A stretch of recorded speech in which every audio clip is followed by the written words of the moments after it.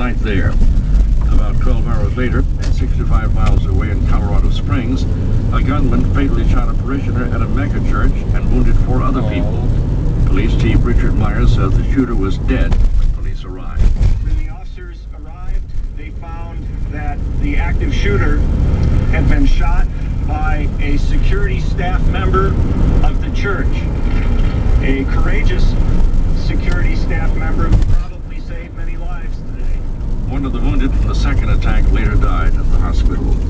Kosovo's ethnic Albanian majority looks set to formally declare independence. Long negotiations with Serbia over the future of the province failed to produce a deal.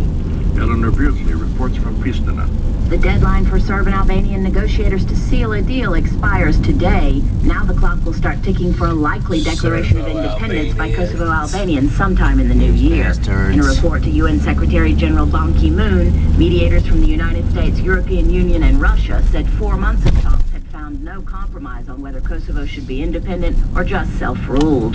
The U.S. and key European Union powers are gearing up to recognize an independent Kosovo, but Serbia says it will never accept that and is backed by its Slav ally, Russia. The UN has administered Kosovo since 1999 when NATO forced out Serbian President Slobodan Milosevic's troops. Now, with the UN Security Council divided over what should happen next, Kosovo's majority ethnic Albanians say they have no choice but to declare independence. For NPR News, I'm Eleanor Beardsley in Pristina, Kosovo.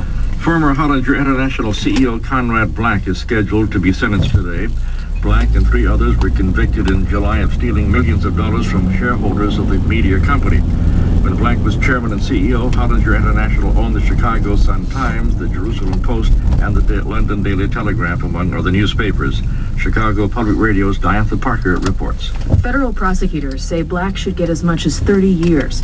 His obstruction of justice and fraud conviction stems from sales of Hollinger newspapers.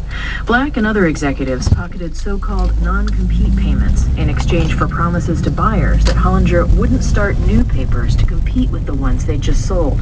Prosecutors said this money should have gone to shareholders. Black is Canadian by birth, but renounced his citizenship to accept a seat in Britain's House of Lords. He and his attorneys have been trying to get it back, but he doesn't.